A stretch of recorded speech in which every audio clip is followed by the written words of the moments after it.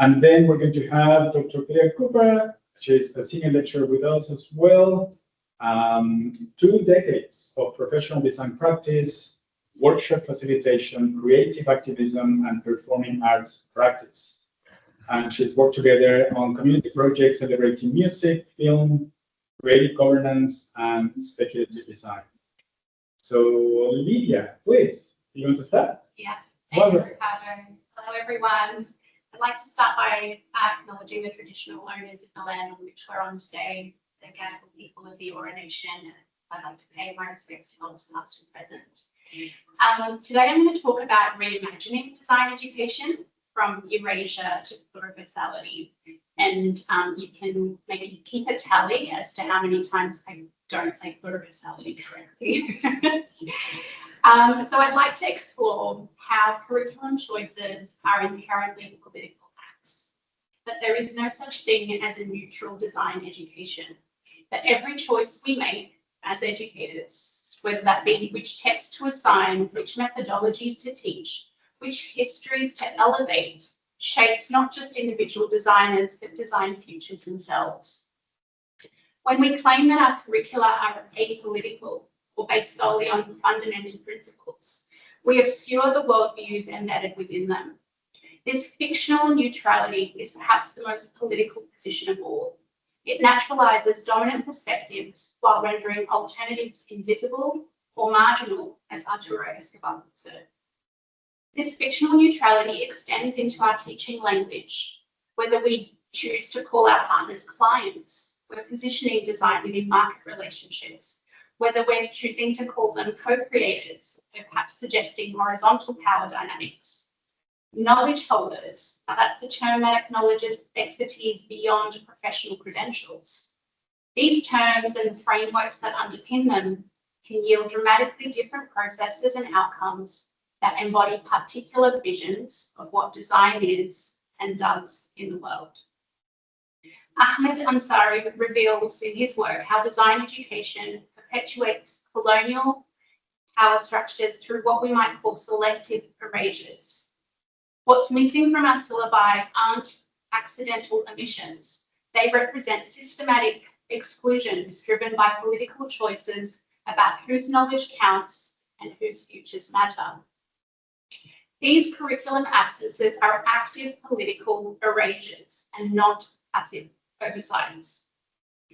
Tony Fry's Designs Politics reminds us how design education doesn't merely reflect current realities.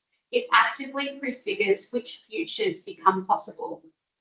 So when we examine who's excluded from our reading lists and teams, we see who's being erased from our possible futures. What futures are we eliminating then when we fail to engage with Indigenous design traditions that centre reciprocity with more than human worlds? With Global South approaches prioritising repair, reuse and resourcefulness? With disability-led design that can reimagine the relationship between bodies and environments? Or even feminist and community-based methodologies challenging hierarchy and distributing agency beyond professional designers. Each of these absences represents not just missing content, but missing futures. Future worlds that become increasingly difficult to imagine when certain ways of knowing are systematically excluded. So, how do we move then from that to something different?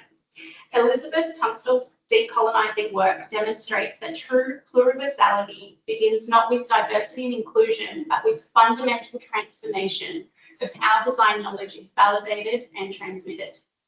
So to reimagine design education and move us from erasure to pluriversality, I propose some what ifs. There's a few. What if instead of maintaining the fiction of neutrality, we brought our positionality, worldviews, and political stances explicitly into design education settings? What if we embraced multiple ways of knowing, making, and evaluating design in a way that acknowledges that significant learning happens outside classrooms and that different cultural traditions transmit design knowledge through various means, whether that's storytelling, apprenticeship, or community practice? What if we practiced a kind of archaeological recovery, where we examine what has been systematically excluded in our institutions and making visible the politics of erasure that have shaped design education to date? What if we created non-hierarchical learning environments where knowledge flows multidirectionally? What if we organised learning around relational pedagogies rather than individual mastery of discrete skills? This recognises that knowledge emerges through relationships, not necessarily just isolation, and acknowledges that how we teach, not just what we teach, is inherently political. What if we embraced embodied and experiential knowledge alongside analytical methods? What if we addressed historical harms and injustices as legitimate design challenges? What if we considered more than human stakeholders as central to our design briefs? All of these what ifs could challenge both institutional authority and the monopoly of Western-centric pedagogies and frameworks. They could potentially move us beyond simply adding new voices to existing structures and towards more transformative change. In conclusion, I'll leave you with my three summarising reflections. First one, by treating absences as active erasures, we confront our complicity in limiting design futures. Two, moving beyond diversification and toward pluriversality opens up spaces where multiple worlds and ways of being can flourish simultaneously. And three, the question now becomes, what kinds of designers and what kinds of worlds might emerge if we created educational spaces where multiple design traditions could genuinely coexist?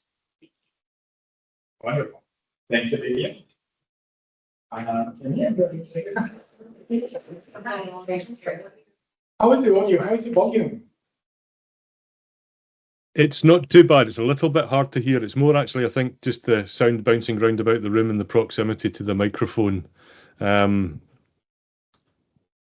kind of adjust to it, though. How's everybody else finding it? Does that sound about right? Yeah. It's okay. Awesome. Yeah. Right. Use your outside voice. Brilliant. Thank you. Hi, everybody. So I wanted to pick up on some things that Ledia put forward, and particularly in relation to relationality in diversifying the design curriculum. I would like to acknowledge the Gadigal people of the Eora Nation, the traditional custodians of this land, and pay my respects to elders past and present. Here, the concept of country, where land, sea, sky, and all living beings are interconnected, exemplifies relationality. Now, working relationally is not something that I feel I have to advocate very heavily for in this Zoom, as I know already that there's many people in the working group whose knowledge I've gained much understanding from in terms of relationality. So with that in mind, I don't want to rehearse definitions and arguments that have already been made or written, but perhaps to share how I've been trying to work through some of these ideas as praxis. For me, working relationally is very much grounded in place, whether that has been in Ireland, where I've been working for the past 2 years, as well as my first 22 years, or on Gadigal country in Sydney, Australia, where I've lived and worked for several years. Both places share relational worldviews. I've only recently returned here, where I continue to learn from the stories of First Nations peoples through the cultural knowledge they generously share. Back in Ireland, I began relearning the Irish language, a choice that my teenage self probably would be fairly perplexed at, considering I had already done it for about 15 years in school. But going back from living on Gadigal country, I became deeply interested in how language, and in particular, language suppressed through colonization, offers entry into other worldviews and thus other worlds. So a way in that I saw through the Irish language is understanding where I'm from. I grew up in a town in the southwest of Ireland called Kenmare, or in Irish, it is called Nadine. In English, Kenmare as a word doesn't really mean anything. It's an anglicized version of the word Kianvara, which literally means the head of the sea. This is because Kenmare, the townland, is located at the head of an inlet. The place is also referred to in Irish as Inverskena, or the inlet of Skena, which comes from Irish mythology. The Irish name for Kenmare, however, is not Kianvara or is it Inverskena. It's Nadine, which means little nest. This is because the townland of Kenmare sits surrounded by mountains. The translations into English then often lose their context, and with that, the relationship to the land. The Irish language, therefore, gives access to understanding how place, culture, stories, and people are interconnected in ways that the English language often fails. Of course, this is true of many languages, and so this has been a rich place to explore these ideas through the diverse languages and knowledges of students and colleagues here. This working group's paper on pluriversal futures for design education in 2023, that was written by Ledia and 7 other colleagues, emphasizes that pushing design education away from a reductionist, linear, single-sided understanding of the world and toward a relational, ontological, and pluralistic perspective, respecting different ways of knowing and being in the world. As a newly continuing academic, I am attempting to work relationally, interweaving education, research, and practice.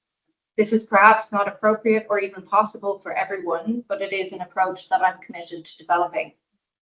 It is certainly not easy. As pointed out by Escobar, Osterwil, and Sharma, we cannot pretend that the damage is not already done, that we do not experience ourselves as atomized, neoliberalized individuals. So we have to attend to that individual, mythic as she may be, from precisely the situation, one might say, the mess that we are currently in.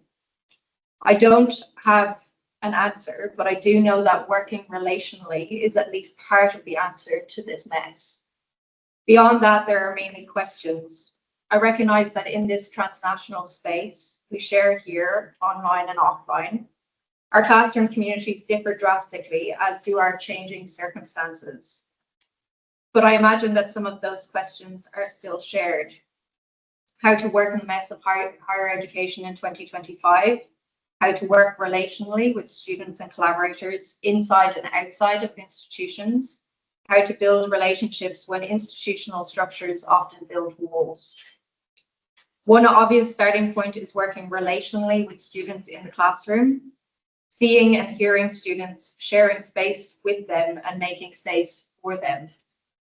As Bell Hooks writes, as a classroom community, our capacity to generate excitement is deeply affected by our interest in one another, in hearing one another's voices, in recognizing one another's presence. Building relationships wherever you are matters. It does not only happen out there in the community, but in your communities, and one such as this. Not out somewhere in the real world, but in our shared worlds. Because the field is not out there somewhere, the field is here, and we are all in the field. Thank you very much. Oh, thank you. Yeah, yes. Thank you. Hi, everybody. Good morning. I'm inspired by emergent forms of activism that energize those engaged in social justice projects and engaging those who have as yet felt outside of efforts to bring about more equitable futures for and with their communities in our curriculum. I wanted to note at the top, because we wanted to speak about locally addressing some of these issues here, that very recently we noticed there was an interesting conflation between talking about the influence of industry on our curriculum, where some people assume that also meant community. And I think that distinction between industry and community is a very important one to make. When asking myself what's the opposite of diverse design curriculum, it is the one-size-fits-all cookie-cutter approach to a problem or problem space that we teach our students. I think we can look to community organising or grassroots campaigns, being that they are passion-driven, almost always deeply rooted in place and acute timing and response, and that they're most effective when they are context responsive and adaptable. Finding ways to stay creative and energized is key to combating the kind of paralysis we probably all feel when we're faced with reports of unmitigated or exacerbated climate crisis, rapid biodiversity loss, increased population displacement, and the rise of racist extremism.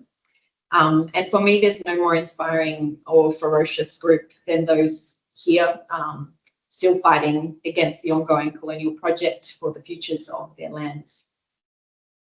If those of us engaged in design education are working to bring about societies where many ways of being can coexist harmoniously with each other and the planet, then our design education and research processes should reflect this.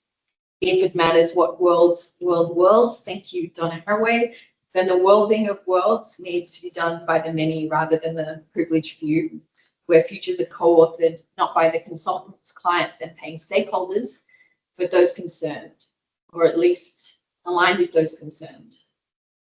This may sound like simple co-design, but the work required is something a little more physical, spatial, temporally open, accessible, and aligned more with local children's playgrounds and grassroots activism than with startup agencies or corporate boardrooms. I get the image here of a local children's playground being recently affected by flooding or brutal drought. The children are still playing. I'm acutely aware that we are not the first people to be asking these questions, and so much work has been done to steer us away from design education monocultures since I've been involved in the field. Back to Donna, and staying with the trouble, Haraway insists that these are the times of urgencies that need stories, and urges us to engage in worlding that is storytelling and fact-telling, and here in Australia, very much a process of truth-telling. The patterning of possible worlds and possible times.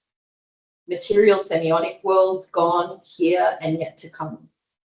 This may sound like an illusory goal, but it's possible through the kind of futuring that engages with pluriversal histories, I get that right, and fleshy futures, really felt futures, with dedicated time and space to share stories rooted in place, learn about drivers, change felt in our skins, reflect on informed projections as well as what we have heard about one another's fears and desires, and visualize aspects of place-based future scenarios in order to prompt grittier conversation and proactivity in our communities inspired by grassroots activism across the planet. So I'm sharing as a passionate educator, activist, non-Indigenous practitioner on Aboriginal lands. And I want to offer the local observation that tools akin to futuring have been applied in grassroots campaigns and community activism on stolen land here over many years. And I draw on my experience as a designer, researcher, facilitator, and educator employing these tools, trying to employ these tools in my curriculum design and in the context of the need for building agency around complex issues, with the aim of finding new strategies and new ways to articulating the needs of the present via collaboratively storytelling a variety of possible futures. We're all saying the same thing, aren't we? That's neat. The combined methods of futuring, co-design workshops and visual thinking act as fertile creative ground for urgent conversations about how we act locally for global change. And in doing this also helps to combat paralysis in dark and difficult times for and with grassroots groups in a rich and valuable and hopefully ongoing exchange. Wonderful. Thank you, Clare.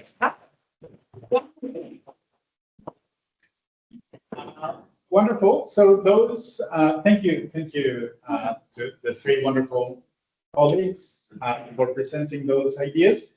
I think it's time to open the floor to questions. I would invite people to formulate brief questions, just mindful of the time that we have in the session. There were some interesting threads in the presentations. I personally really like the thread of language. The three of them talked about in different ways how naming things matter and how we refer to things and we create those worlds through language. And not just one type of language, but many types of language in the stories that we tell each other. There is definitely a dominant narrative in design and design education. That starts at least from when a high school student chooses to come to study design with us, and what are their expectations, and what that means in terms of universities as elitist institutions, and how we get evaluated by students, and how we might defy perhaps some of their expectations in terms of politics, making the politics visible of the design profession, which we've worked to erase actively for a long time. So yeah, just trying to make time here to see hands raised in the, on the Teams call. And we also have a wonderful group of colleagues here. You want to come around the table and ask questions, please? They're a bit shy off camera. Yes, Derek, please. Cool. Yeah, I mean, I've got loads of questions. This will be quite an interesting discussion. Well, I'm hoping it will be. Can I maybe just pick up on your point there, Ricardo, that of the teenage undergrad student coming to one of our institutions? I think we collectively have the benefit, if you like, of at least several years of, I guess, living in the world and hindsight. We are also existing in an institution that, as has been pointed out, at the very least embodies certain structures of knowledge, certain structures of perpetuation, if you like, of systems, social systems, economic systems, and so on and so forth. These students that are coming in to this particular system are also inside a much larger system, and so many other aspects of that other system are telling them not to behave in the ways that we are collectively describing and talking about here. How do you give students in that position, knowing that you could be sending them out into effectively a battle in some places, to be quite honest with you, if you wanted to continue some of the extreme language, how do you give them the tools to do that? And are we doing it in the right place? Are we doing it in the right ways? And I'd love some practical examples of that, if possible at all, because I think it's one of the challenges that we face. We are a very socially oriented institution, but we still face the struggle of the guilt, if you like, of sending our students out to fix the problems that we have created, if you want to put it bluntly.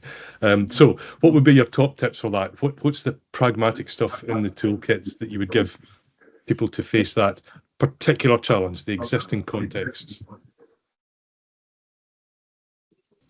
Yeah, please. Who wants to jump first? I can give Yes. I can give a recent example. I was coordinating a first year visual communication subject. There was 460 students in it, and we were talking a lot about calls to action. So a lot of them are interested in branding. And we partnered with the local Doctors Without Borders, who were trying to advocate for, this is so unsexy, but the TRIPS waiver, trying to advocate for vaccine equity. And there were students who were saying, you know, I want to learn how to brand or design posters for luxury shoes. You know, that's what I want to do. That's what I'm really interested in. And I think what the tools I was saying that they were learning in this course to introduce people to, or be able to synthesize complex issues and invite people in to spend time with a very unsexy topic. If they were able to do that with Doctors Without Borders, then surely they are then able to go and choose to sell some kind of footwear. But I think in the process of actually spending time with that client and spending time with the difficulties of communicating that, spending time with the amazing campaigns that have been done to date, I know many students were moved.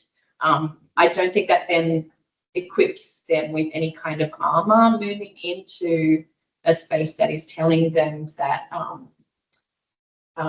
branding is harmful in some way. But I think having them had that experience of attempting to create a visual communication campaign that brought people in a creative way, at least they had that taste here, rather than, say, redesigning a supermarket logo or a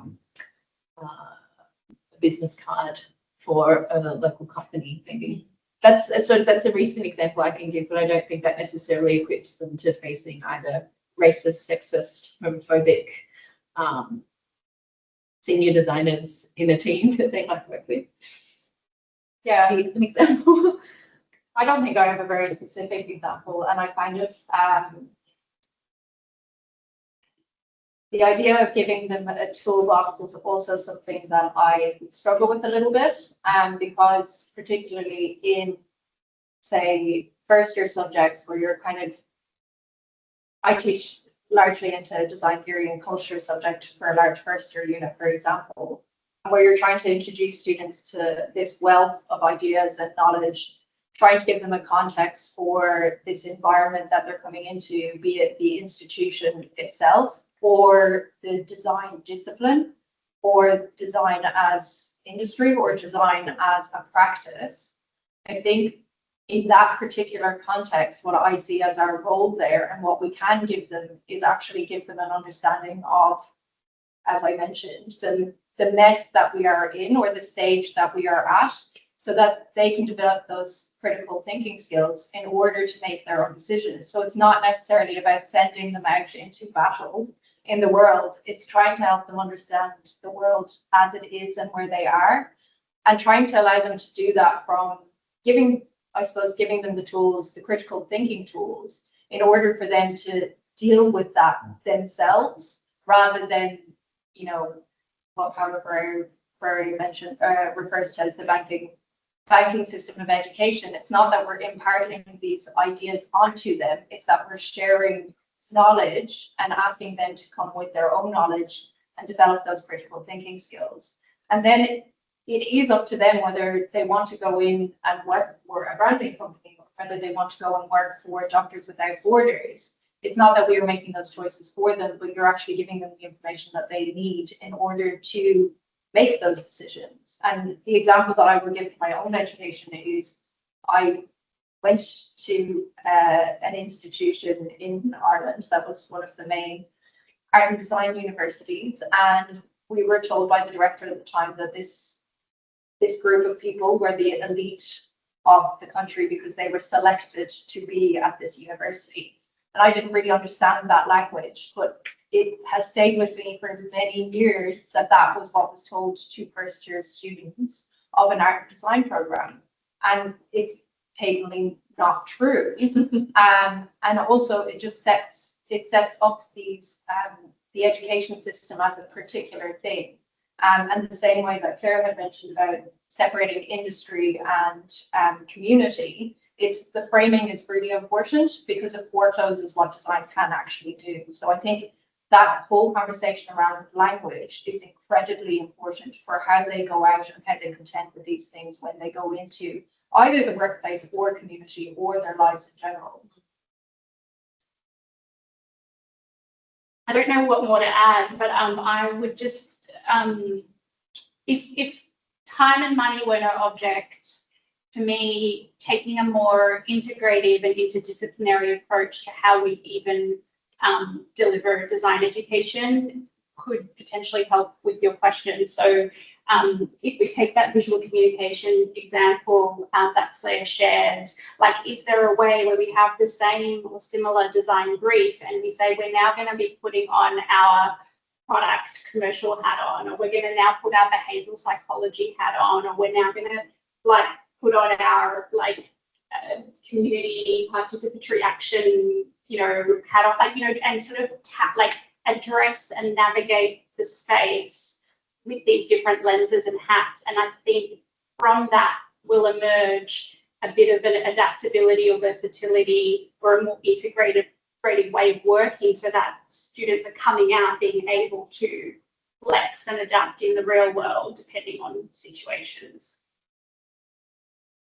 Can I just add one little thing to the discussion? Is universities are increasingly working towards job readiness, to have the graduates be ready with skills for the job. At least what I've seen in industry is there are many types of industry people and community people, including those that just look at like what's going on right now. And I've always had problems with universities working towards job readiness today. But there are people out there in all walks of life that are a lot more insightful, and they are looking at the next 30, 40 years. So that becomes not only, yeah, should we talk to industry or not, but who should we be talking to? And what is that job readiness for the next 30 years and not for next year?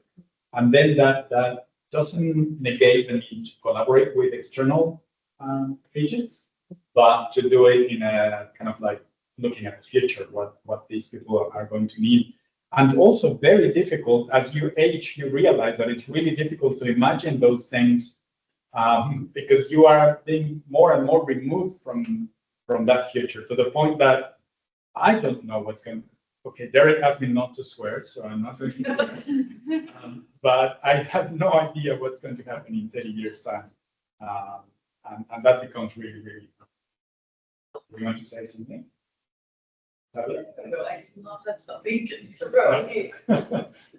Everyone, please feel free to participate. Derek, what are your thoughts on this? Yeah, I think maybe I phrased the question possibly a little bit badly there in some sense. It's not the specifics. I think it's actually the bigger things. It's the bigger structures in society. I mean, today we've been talking about language, for example, as a structure of perpetuation of knowledge systems. That's huge. I mean, that's absolutely huge in terms of a structure. Okay, so there's one structure. That's the kind of structure I was giving an example of. We are teaching in dominant languages, and people are moving into other, domains where they're going to perpetuate those languages. And it's not just the perpetuation of that as a thing, it's the other stuff that it does to it. Now, if education is to be a place where that is challenged, I'm going to suggest to everyone that we're doing it in the wrong place, we're doing it at the wrong time, and we're probably doing it with the wrong people, to be quite honest with you. The wrong people actually doing the teaching and the wrong people wanting to be taught, okay? I think that the institution itself is, if that's what we're trying to do, I think we're really missing the mark, to be quite honest with you. But yeah. Is there any other question from the audience online or in person? Comment, contribution. So we have James? one from James. James, I don't know if you wanted to speak to your question. Put one in the chat. I mean, it's very similar. It's similar to Derek's. So I'll give you all the out of not having to re-engage if it just feels too similar. It's another question really about how you enact these positions on a day-to-day basis in a very concrete way in the studios, in your curriculums. But I'm particularly, if you're willing to share, I'm particularly interested in potentially like the mess that can come out of that, the struggles. It's a very challenging set of positions to be able to hold on a daily basis in the kind of institution framework that Derek's just set up. So yeah, I'm kind of interested in much as where it might go wrong or awry as much as where it might be successful.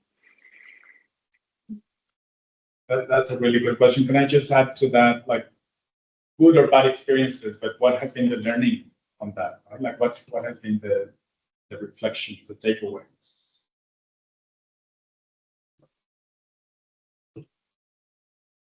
I can start. Yes. And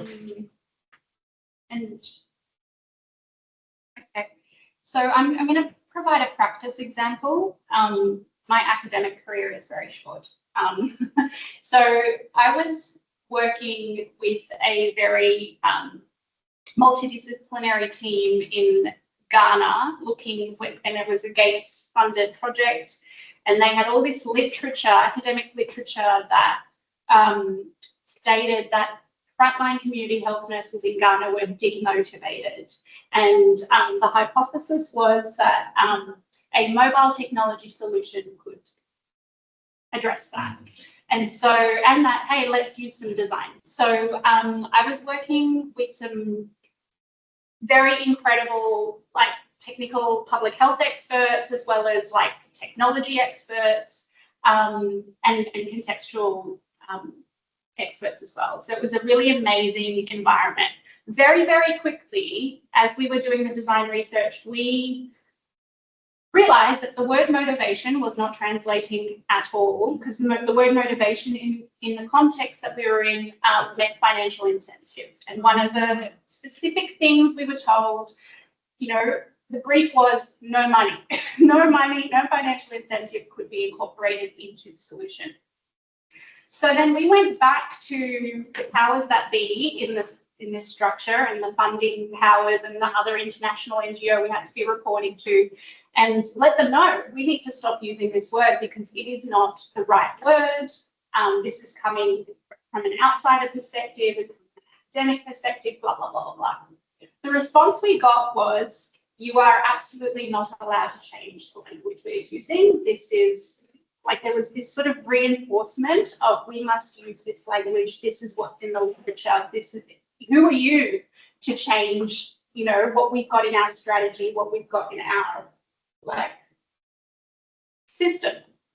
So I think in moments like that, we are confronted as designers with like a moment to comply and accept and kind of cry in our pillows that is what it is, or we find a workaround or a hack or something, and that's what we did. I think I was really lucky in that the team that I was working with, because we all went out and did the design research and we all heard and saw what we heard and saw, we were very able to create alternative spaces where we use the right language, and we sort of very quickly adapted language to be like even with the nurses and their supervisors and etc. Like, what do you find most satisfying about what you do? What do you find most frustrating? And like, we started using the words they were using in, because it wasn't just the research, we then did a whole series of co-design workshops and things. So like, you know, we sort of embodied their ways of being and working and speaking,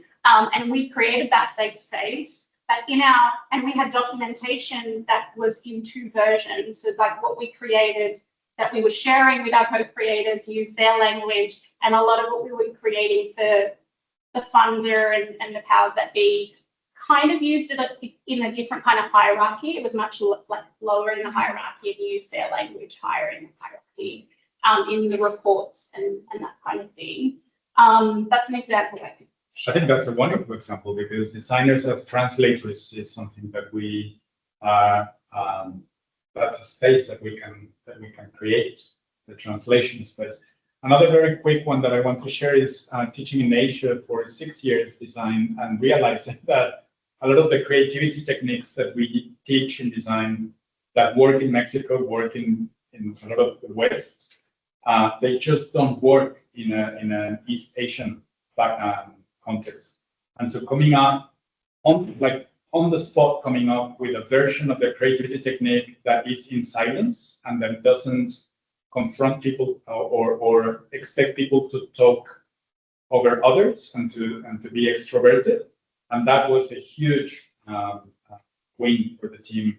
And we realized, what is a quiet version of this creativity technique that people feel a lot more at ease to do?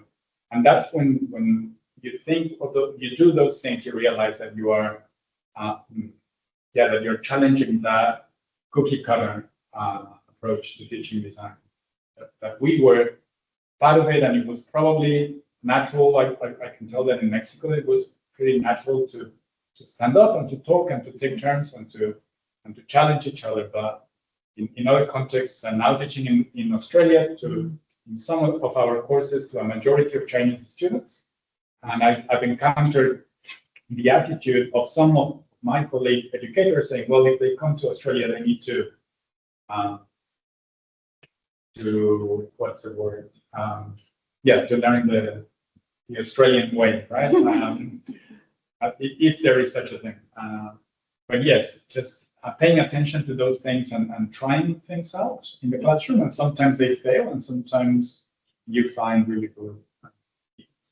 Yes. And just on that point of language as well, and kind of pushing back against ideas, which I think many of us probably use this language all the time, around real world or out of the real world versus in the classroom or in the studio or in the lecture hall, which is the real world. And if, reading something like Bell's, teaching to transgress, or talking about teaching as a practice of transformation, if you can find ways that you enable people to understand that the ways that they understand the world, whether that's through different languages, and with our students, we have many students who have multiple languages, that the dominant the dominant language of English is not only is it not the only way, but it only shows one view. And if you start to help people to understand the value of those views through the languages that they have and bring that into the learning space for you kind of equally learn from them, you are already changing how they go out into the world in that respect. And it's not, yes, it sounds, no, it's actually very practical. I'm not even going to say what it sounds like, because you can actually do it. And when you actually recognize and acknowledge that students are bringing their own experiences and knowledge of language, that is transformational. I love that, because educators, we are sometimes really like the guilty ones to talk about the real world. And that says more about what we are doing in the classroom than anything else. But this translation between worlds, I think that is really important, and to encourage students to bring their whole selves to the learning, because they are in the world, and they bring their worlds to the space, and they are very real. And also to bring our full selves as educators. I think that's also a bit of a challenge. Yes. I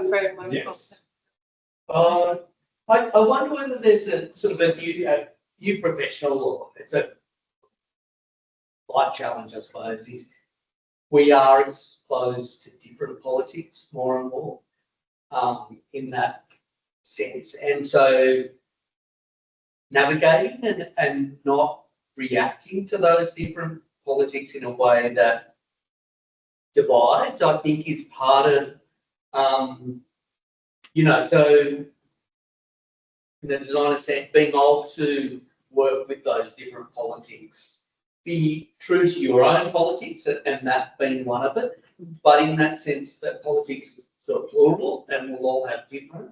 So, but I just sort of feel like there's, I get annoyed when I react to someone else's politics in the classroom, and I am trying, I feel like doing that better is something we all need to do better if we want to move politics. Thank you. Yes. Teacher political regulation. Yeah, but it's fine to have your own, but not react. I just wanted to make the comment, James, to your question really, is that there's plenty of educators in this conversation. If you're not actually engaged in the work in community, like if you're speaking about it in theory, I think students can smell it. And that if you're talking about these things from a huge, I know arm's length can be really useful sometimes, but not to talk about it in a you should practice like this if you yourself don't. And I've seen harm done in spaces where educators get up on a soapbox and tell the students to be social justice warriors when they themselves just go home and talk about their renovations and their golf games. Yeah. Sorry, Ricardo, could I maybe just jump in just in case you can't see? I think Laura has her hand up, and then maybe Tomas, if that's okay. Yes, please. Would that be okay? Brilliant. Laura, do you want to? Hi, everyone. I think I wanted to ask about work, because we seem to be talking around this idea of work, that we don't want to talk about work. We don't want to think about university as being connected with work. But then Derek's point that actually grads need to work. We still sort of exist in a system where we have to trade our labour for money, and that's not really changing anytime soon. And if I understood Derek's point correctly, it was maybe that, are we doing them any favours sometimes by pretending that that's not a reality, and that there are spaces for these kind of bigger ideas? And I found a lot in your talks you came back to these ideas of, we can bring these ideas into existing frames of work, like we can talk about how they relate to branding. But I think the question that I'm really interested in is, how do you see the actual work of the designer beyond these frames? What is the work? Because I think thinking about trying to squeeze it into these existing frames might not be the way forward, but then also pretending that thing doesn't exist also isn't either, because it's pure privilege to pretend with students that that they won't have to address those issues. So I guess my question to you is, what do you see as the real valuable work of the designer that we should be focusing on?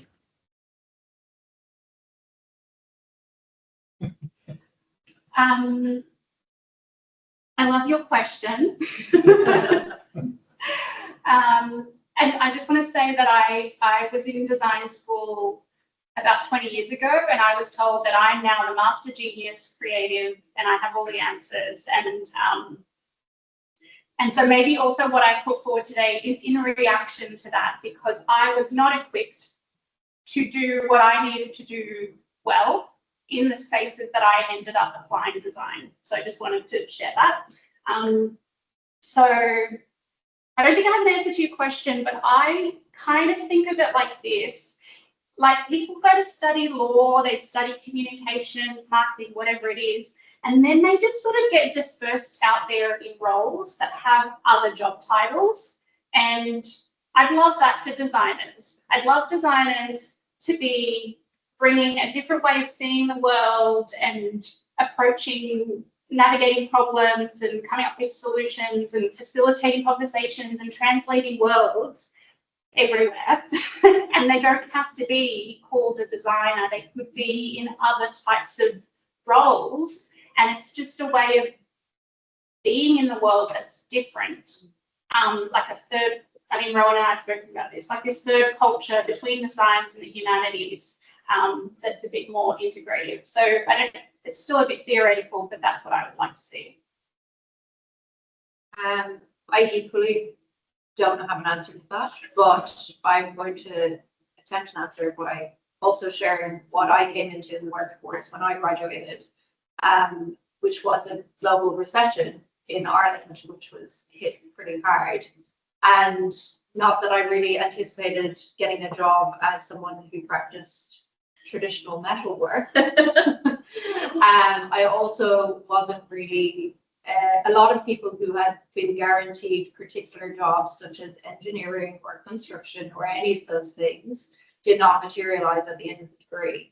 And those situations are increasingly the case in terms of jobs changing and roles changing and industry changing and all of those things. So the job readiness for me was never an actual reality, and the economic reality of earning money to make a living was always one, but it wasn't actually related to what I learned in university. So I hesitate in predicting exactly what kind of workforce that they go into, and I'm constantly asking myself about the things that we're teaching them and how they can practice that in different jobs. So I know that doesn't necessarily answer your question, Laura, but that's the only way I can kind of see it going about it. I'm also not going to answer your question, but I'm going to try. Just to give a bit of perspective, because Enya mentioned Paulo Freire in the conversation, which I'm very happy that she did. We were given Paulo Freire to read in first year of design education in Mexico, and I did not get it. And I think it took me about 15 or 20 years to get it, to get the connections to design and design education and creativity. So I'm perfectly fine if what I'm teaching in the classroom, some of it is very, applicable, like capabilities that they can get a job as UX designers, UX researchers. I'm also very happy if what they learn is completely useless right now, but it makes sense in 15 or 20 years. I don't care. Like, I'm happy with that as well. I think it was last year an interesting example where a student had gone on a gap year between second and third year, and I asked at the beginning of the course, why did you do this subject? And they said they worked for a year and they realised if they didn't do the social enterprise, develop their own social enterprise. It was like, I realised if I didn't do it now, I wouldn't have the opportunity for about 10 years. And I say that in the sense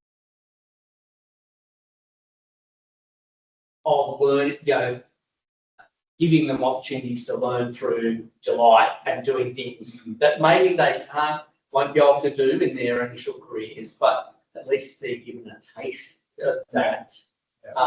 But not with the expectation that that is what their future is going to be in 5 years' time. Yeah.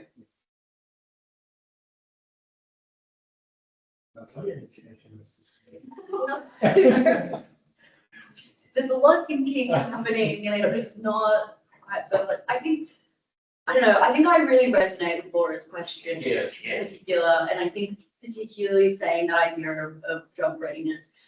And I think in some ways, as helpful and important and as significant as it is for us to ask these questions of how we incorporate these other ways of thinking and futuring and worlding into our education, I think it's equally important to perhaps reframe that question and say, what is the job of the designer in that what if scenario?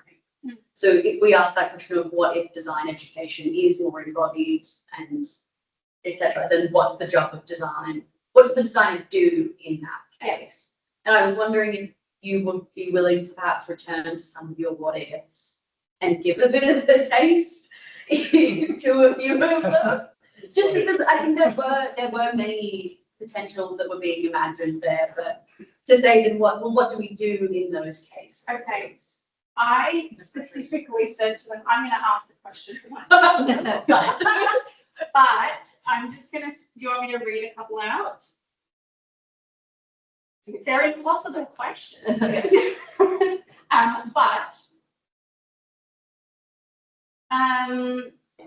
So one of the, the last three were particularly, I think, extreme. What if we embrace embodied and experiential knowledge alongside analytical methods? What if we addressed historical harms and injustices as legitimate design challenges? What if we considered more than human stakeholders as central to design briefs? So I've done all three of these things in practice, but I think I have pre-existing currency and social capital and have created the spaces to be able to do that. And so how have I showed up in, say, embracing embodied and experiential knowledge alongside analytical methods? Say we're doing synthesis and we're doing it in collaborative ways, and it's about, all right, like, let's simulate what we're learning through a role play or story, and that is physically embodied, and that is how we're learning and synthesizing the research or things that we've heard. So that's an example. And we're not doing, it's not that we're excluding the analytical process, it's just about creating space for people who want to be processing differently. In terms of addressing the historical harms and injustices as legitimate design challenges, once again, very privileged to work with a foundation called the Media Group that have Humanity United, focuses on peace building work, and they wanted to reimagine peace building from a decolonized perspective. They wanted to change the norms and the language of peace building and take that to the UN with like pretty extreme views. I got to work with them and about 25 activists from conflict zones around the world. And so we did, it was very speculative, and we ended up coming up with pretty amazing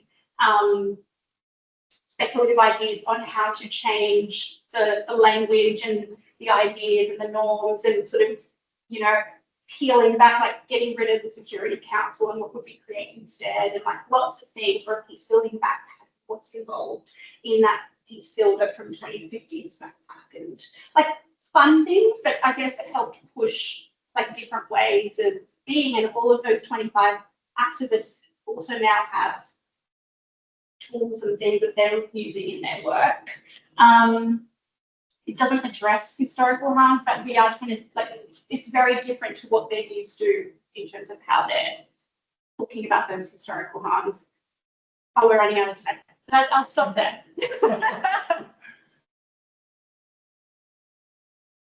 Good research. A couple of There's a There's a few questions in the chat, Ricardo. I don't know if you wanted to pick up on some of those. I do wonder though whether there's an intersection between the space of learning and the space of work that could also do with a little bit of depositioning or decolonisation there as well. There are alternative economic paradigms, there are alternative social construction paradigms, there are alternative ways of creating design in the world. And I wonder if maybe I've been involved in a few of those projects as well. But yeah. I'm wondering if I'm mindful of the time. We have a couple of minutes left. If James wants to talk about the beautiful risk of education in design. That's a really kind invitation, Ricardo. I was just sending my thanks as I'm about to dash out to a meeting. So I'll leave that not small endeavour for you to do, Ricardo. And I will say thank you all very much. Bye. Thank you, James. Anyone else wants to wrap up with some final ideas?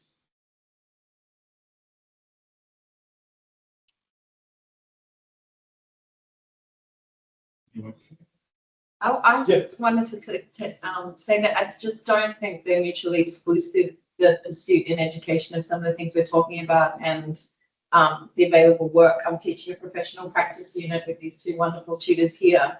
And the students are looking at, the purpose-driven language and values of organizations they might want to work with. There's thousands of nonprofit organizations. There's government priority areas that make very specific some of these drivers. And it doesn't feel like I'm sending them off to a jobless future if they care about these things. And what we're trying to get them to do is think about their whole futures and where their work as designers might sit in an interconnected, happy, and valuable, as a useful member of their community. Not having, values here and job here, but I know in Australia, maybe not some other governments in the world right now with priority areas, but we definitely have it being made explicit by a lot of organizations. Yeah, it doesn't feel like one or the other. Yeah. And maybe just another idea is that if we knew exactly what we were doing and how this is going to end, like we would have done it already. So that idea of the beautiful risk of education, of learning being an unpredictable, having an unpredictable outcome to some extent, I think we also need to embrace that and leave to the side a more neoliberal idea of tell me what exactly the students will be doing when they graduate. Sorry, I was going to swear, but we don't know. We don't know, and that's fine. That's so hard. Come on, Derek. Don't comment. Maybe we should pluralize the swearing thing. Maybe that could be multilingual. Maybe the alumni network should ask some of those questions rather than whether you're going to donate money. Yeah. Oh, that's a good thing. But that, because it feels like it is something, if there's different educational experiences, design, how does that play out for different people? And how do we learn from our alumni? Yeah. That's a really good place to end, I reckon.